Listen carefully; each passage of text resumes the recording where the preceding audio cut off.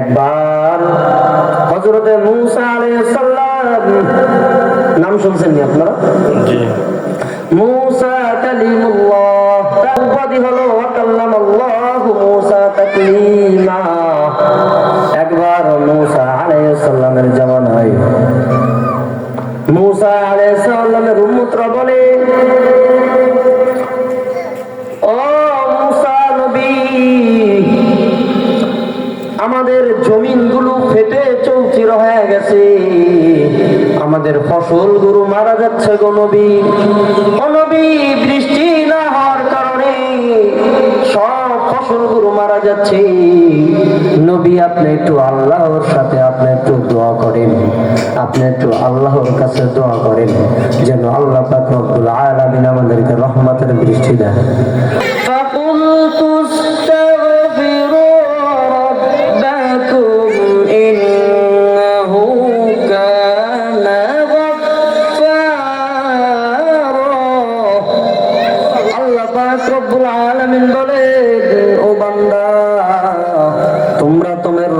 বেশি বেশি করে ইস্তেগফার পাঠ করো।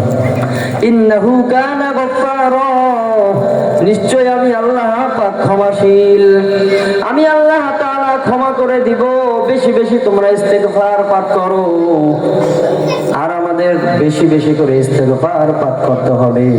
দেখা যায় যখন নামাজ শেষ হয় সালাম ফিরাইয়া দাও, পরে আল্লাহ পাক রব্বুল আলামিন বলেন, ইউরসিলিস সামা আলাইকুম মিদরারা। কোন বান্দা যদি ইস্তেগফার পড়ে তাহলে আল্লাহ তাআলা রহমতের বৃষ্টি দান করেন। সুবহানাল্লাহ, সুবহানাল্লাহ। ইস্তেগফারের কারণে আল্লাহ তাআলা রহমতের বৃষ্টি দান করেন। যখন দেখবেন ফসলের সময় যদি বৃষ্টি না হয়, জমিনগুলো ফেটে চৌচির হয়ে যায় আর ফসলগুলো মরে যায়, বলেন ঠিক কিনা? ফসলগুলো বাঁচে না। তখন যদি বৃষ্টি না হয় তখন ফসল বাঁচবে না। এই জন্য বেশি বেশি করে ইস্তেগফার করতে হবে। একবার হযরতে মূসা আলাইহিস সালাম, নাম শুনছেন নি আপনারা? জি। মূসা কালিমুল্লাহ, তার উপাধি হলো ওয়া কাল্লামাল্লাহু মূসা তাকলিমা। একবার মূসা আলাইহিস সালামের জামানায় মূসা আলাইহিস সালামের উম্মতরা বলে, ও মূসা নবী, আমাদের জমিনগুলো ফেটে চৌচির হয়ে গেছে, আমাদের ফসলগুলো মারা যাচ্ছে গো নবী। ও নবী, বৃষ্টি না হওয়ার কারণে সব ফসলগুলো মারা যাচ্ছে। নবী, আপনি একটু আল্লাহর সাথে আপনি একটু দোয়া করেন, আপনি একটু আল্লাহর কাছে দোয়া করেন যেন আল্লাহ পাক রব্বুল আলামিন আমাদেরকে রহমতের বৃষ্টি দেন। মূসা আলাইহিস সালাম সকল উম্মতদেরকে নিয়ে যখন একত্রিত হলেন, তখন আল্লাহ পাক রব্বুল আলামিনের কাছে হাত উঠাইলেন।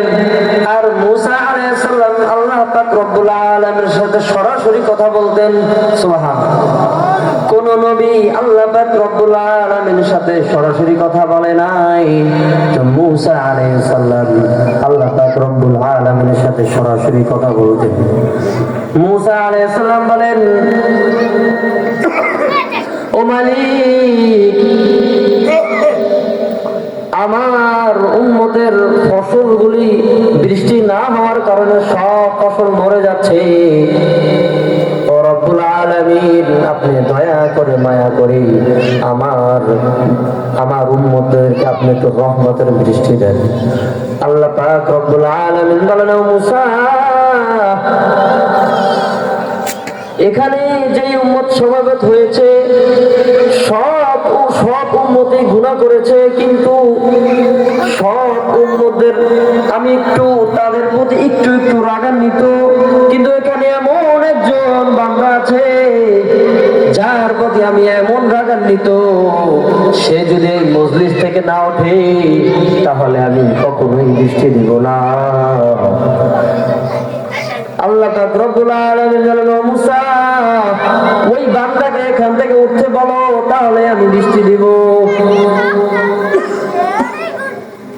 হযরতে মূসা আলাইহিস সালাম বলেন, ও আমার উম্মতেরা, এখানে এমন কোন উম্মত আছে যে গুনাহগার, যে অতিরিক্ত গুনাহ করো, তার কারণে আল্লাহ বৃষ্টি দেন না?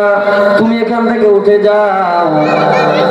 এই কথা বলার পর ওই বান্দা মনে মনে মনে মনে ভাবলো, হায় হায়, আমি যদি এখান থেকে উঠে যাই, এখানে তো হাজার হাজার লক্ষ লক্ষ মানুষ, আমি যদি এখানে থেকে উঠে যাই, তাহলে সকলেই আমাকে বলবে ও গুনাহগার, সকলেই আমাকে চিহ্নিত করে রাখবে, এই বান্দাটা বেশি গুনাহ করেছে, ওর কারণে আল্লাহ পাক রব্বুল আলামিন বৃষ্টি বন্ধ করে দিয়েছেন।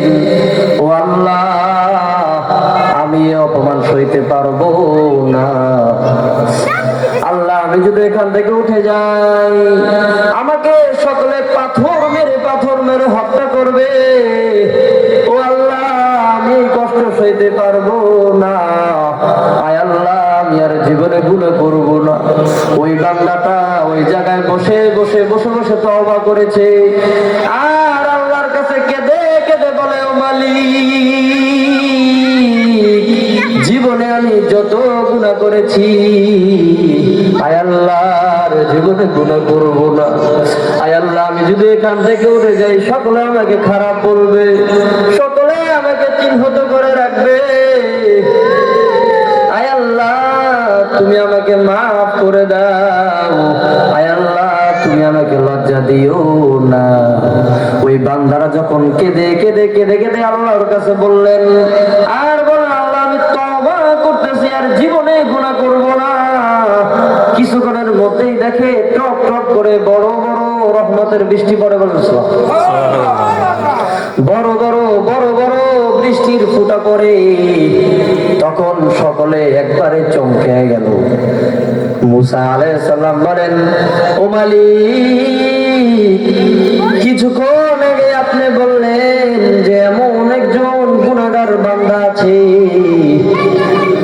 আপনি যার কারণে বৃষ্টি দেন না। এখন আবার আল্লাহর কসম, এখান থেকে এমন কেউ ওঠে নাই, তাহলে আপনি কেন বৃষ্টি দিলেন না মালিক? আল্লাহ পাক রব্বুল আলামিন ডেকে বলেন, ও মূসা, এতক্ষণ আমি তোমাকে বৃষ্টি দেই না, একজন গুনাহগার বান্দা ছিল, যে বান্দা এমন গুনাহ করতো যার প্রতি আমি খুব রাগান্বিত, এজন্য আমি এতক্ষণ বৃষ্টি দেই নাই। ওই বান্দা ওই জায়গায় বসে বসে বসে বসে আমার কাছে কান্না করেছে, এবং বান্দা চোখের পানি ছেড়েছে, আর বলেছে, ও আরশের মালিক, আমি গুনাহ করেছি, আয় আল্লাহ, আমাকে আপনি অপমানজনক লজ্জা দিয়েন না, আমাকে আপনি মাফ করে দেন গো প্রভু। যখন ওই বান্দা ওই জায়গায় বসে তওবা করেছে এবং চোখের পানি ছেড়েছে, আমি আল্লাহ পাক রব্বুল আলামিন ওই বান্দাকে মাফ করে, আমি যার কারণে বৃষ্টি দেই নাই, ওই বান্দাকে মাফ করে আবার ওই বান্দাকে আমার প্রিয় বানিয়ে ওই বান্দার দোয়ার উসিলে আমি বৃষ্টি দিলাম।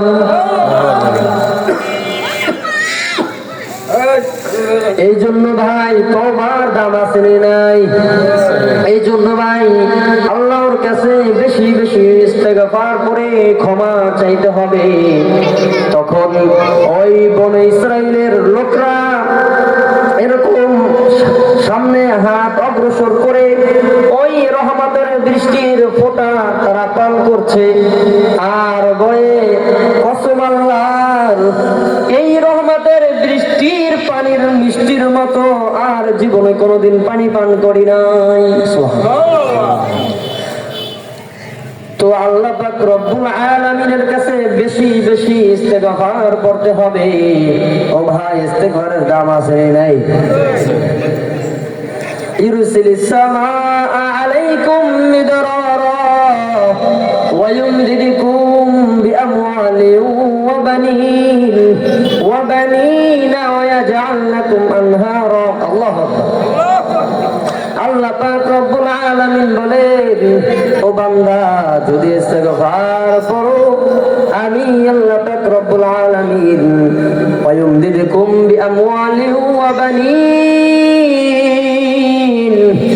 আমি তোমাদেরকে দান করব তোমাদেরকে আমি সম্পদ দান করব ইস্তেগফারের মাধ্যমে সুবহানাল্লাহ ইস্তেগফারের মাধ্যমে ওয়া বানিন আমি তোমাদেরকে সন্তান দান করব আর আমাদের বাংলাদেশে অনেক মানুষ আছে সন্তান না হইলে মাজারের দরবারে যায় বলে ও বাবা একটা সন্তান দাও নাউজুবিল্লাহ কোন বাবার সন্তান দেওয়ার ক্ষমতা আসেনি সন্তান দেওয়ার ক্ষমতা একমাত্র কার এই জন্য সব সময় কার কাছে চাইতে হবে বলেন